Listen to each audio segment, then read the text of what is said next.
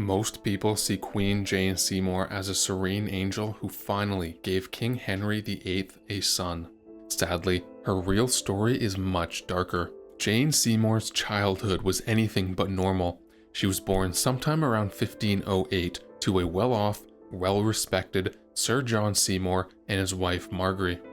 In fact, her birthplace was likely none other than the famous Wolf Hall, which tells you something about the silver spoon in her mouth. The Seymours were an incredibly ambitious family, and they had their sights set as far as they could go.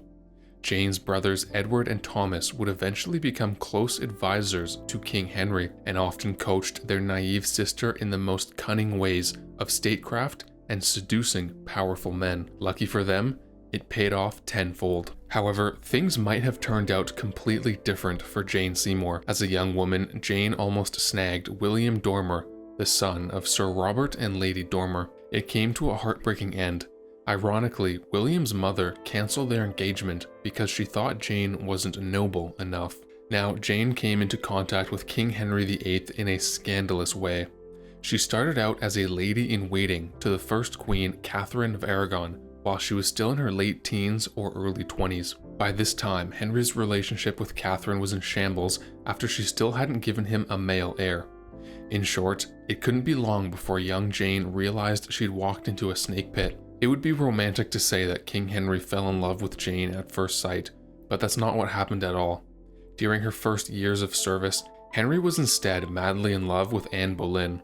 Indeed, poor Jane watched from the sidelines as Henry divorced Catherine, skipped over her, and married Boleyn in 1533. Anne was now Queen of England, but not for long. Although Anne Boleyn had a bewitching magic about her, Jane Seymour was no slouch in the beauty department. While one quarter thought she was, quote, not of much beauty, quote, another gave her a glow up as, quote, the fairest of all the king's wives, quote. Considering he had 6, that's quite the compliment. As for Jane's personality, where Anne was dark and mysterious, Jane exuded quiet confidence that crept underneath your skin before you knew it. One quarter called her, quote, the gentlest woman I ever knew, and she earned the nickname Pacific for her apparent serene calm at court. Gentle disposition or not, Jane knew how to play the Game of Thrones, and she knew darn well how to survive Henry's vicious court. She even dealt Catherine of Aragon a selfish betrayal. Although Jane had always liked Catherine, she shifted seamlessly into a position as Anne Boleyn's lady-in-waiting once she had become queen. As it happened, it was the perfect place to bag a king. Very early on in his marriage to Anne, King Henry VIII happened to visit the Seymour household on a royal business trip and spent some time talking to the family. Some say that while Henry was there, Jane caught his eye at long last.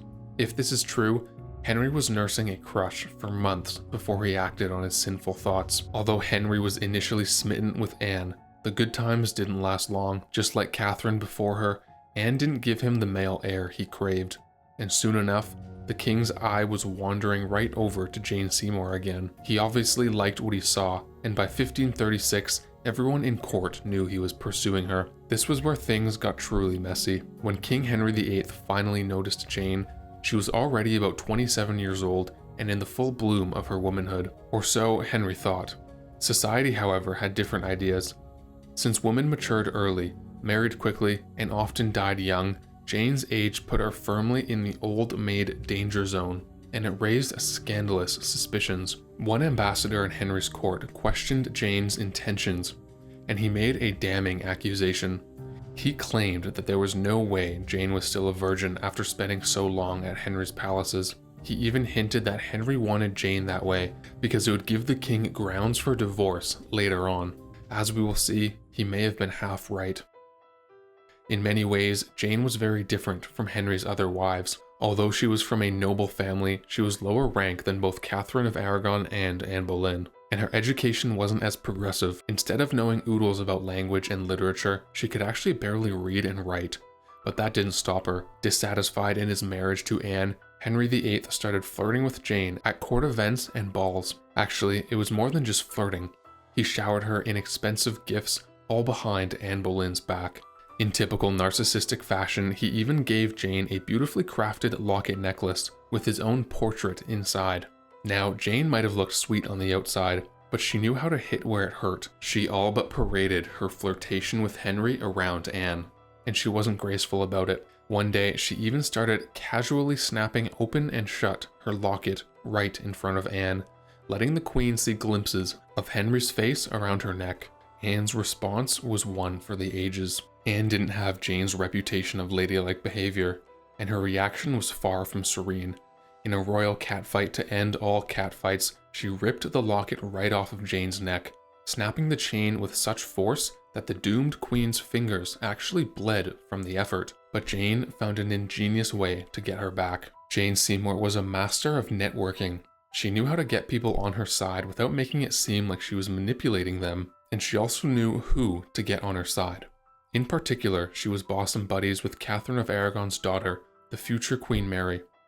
Unsurprisingly, Mary despised Anne Boleyn, and the pair waited together for her downfall. For all that Jane was head over heels for her new royal lover, she had to be very careful. Queen Anne Boleyn was actually pregnant in early 1536, and if she carried a boy to term, all bets were off for Jane's fairy tale dreams. And if Anne didn't, well, that was another story entirely. But few people know that Jane played a very active role in how history turned out. The pregnant Anne was well aware of her husband's new side piece, and she wasn't happy about it. According to one story, Anne walked into a room one afternoon and witnessed a horrific sight. Sweet little Jane was sitting prettily on her husband's lap and charming the heck out of him. Anne flew into rage, and the consequences were devastating. According to some historical sources, Anne's jealous tantrum caused her to miscarry her precious baby less than 4 months into pregnancy. Even worse, it was a boy. Everyone, Jane included, knew that this was the beginning of the end for Anne Boleyn. As one quarter commented, quote, "She miscarried her savior," quote. While Boleyn recovered from the physical and mental trauma of her miscarriage, Jane moved herself and her family into royal quarters, which were a huge step up from her normal digs. She was 1 inch closer to the throne, and she didn't have long to go now. Jane's royal quarters situation was actually a clever front. Henry had moved Jane's brother and his wife into chambers right by his own private rooms, where he then used a secret passageway to come visit Jane under the watchful eyes of these lenient chaperones. With Jane posted up next to his bedroom, Henry officially declared that Boleyn had bewitched him, and set about charging her with a variety of lewd and trumped-up crimes, including treason. Then, on May 19th, 1536, Jane received the news she had been waiting for. Queen Anne Boleyn had gone to the executioner's block, and Jane had reached her destiny. King Henry and Jane Seymour didn't even wait until Anne's body was cold to declare their love. Literally. The new royal power couple got engaged on May 20th, 1536, 1 day after Anne Boleyn's execution. And sure, that's pretty tasteless, but it was about to get a whole lot tackier. King Henry and Jane made it official 10 days later, tying the knot in a relatively private wedding ceremony at Whitehall Palace on May 30th. But when you marry a cursed king, you're going to be cursed in return. Jane was certainly attractive enough for Henry, but he may have married her for an entirely different reason. She came from a large family that had an incredible 9 children, and King Henry was hoping that Jane would prove half as fertile when she became a mother herself. Now, the beginning of Jane's reign was a bad omen for the rest of her tragic story. Although Henry wanted to have a coronation for her, the plague was raging through London at the time, and he kept putting it off for safety reasons. However, some experts say the king was just hedging his bets until Jane gave him the son. Now, Queen Jane had decreed that her ladies-in-waiting had to adhere to a code of conduct, one where they had to be chaste and think only about how they could, quote, serve God and be virtuous. Now remember, Jane started as lady-in-waiting before becoming Henry's mistress, so maybe she was more than a little insecure about her husband. But then she took it to the next level. On top of nixing the extravagant court functions that Anne Boleyn loved, Jane practically tried to ban Anne herself. Boleyn had been famous for her sleek fashion sense, which she borrowed from French styles. Well, Jane banned those too. That's right, you can ban clothing when you're queen, and Jane had more bizarre demands to come. Queen Jane knew her worth, and she insisted that her ladies-in-waiting jump through a series of hoops just to be graced with her presence.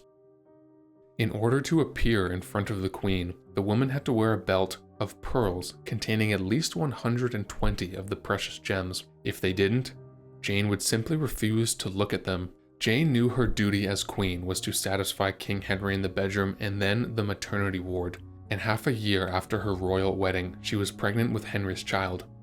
At long last, it was Jane Seymour's turn to prove the Tudor monarch that she wasn't like the other girls, but she was in for a nasty surprise. Whatever elation Jane might have felt, it was soon gone. She ended up miscarrying. Painfully enough, she lost the child sometime around Christmas, 1536, which is one heck of an awful Yuletide gift. Yet Jane had a stubborn and iron will, and she wasted no time getting back into bed with Henry. Less than a month later, she was pregnant again, and this one would change history. Jane's pregnancy increased the royal pressure tenfold. Henry had already divorced one wife and beheaded another for failing to provide him with a male heir, and his one illegitimate son passed the same year they were married. Her life pretty much depended on if the baby was a boy or a girl, so she had some pretty solid reasons to be desperately praying for a boy. King Henry VIII spared no expense when it came to keeping Jane happy, comfortable, and healthy during her second pregnancy. When the queen started getting a craving for quail, the king had some of the finest birds shipped in to satisfy her midnight snacking, but she had to endure darker treatments as well. Henry was absolutely determined not to have another miscarriage, and he retired Jane from all public duties by the summer of 1537, forcing her into a devastatingly lonely life. She kept up almost no social engagements of her own, and her days were filled with the doctors and midwives instead of friends. By September, she was in complete confinement and awaiting the birth of her child. Jane went into labor in early October of 1537, but nothing happened the way she expected it. Historians now believe her baby was in an awkward position, and the childbirth was a terrifying and tormented affair, a grueling 2 days and 3 nights, all while knowing she might be drawing her last breath. However, at 2 a.m. in the wee hours of the morning on October 12, 1537, Jane Seymour finally had her child. When the baby entered the world at last, it was a healthy, living boy. Jane and the king named the child Edward VI. 16th century medicine had a long way to go, so it's difficult to assess what exactly went wrong after Jane Seymour's lengthy labor. All we know for sure is that it did go very, very wrong. On the 16th of October, just a few days after giving birth, accounts describe Jane experiencing a lax. This was the first sign of the end. Although Jane rallied back for a couple days, by Friday, October 19th, she was incredibly unwell, and her health only plummeted over the weekend. By that Monday, the attendants knew she was in great danger, so much so that King Henry rushed to her bedside the next night. It ended up being his last goodbye. Even at the time, many theories tried to explain what Jane was suffering from post-childbirth. The mystery persists today, but there are some chilling clues.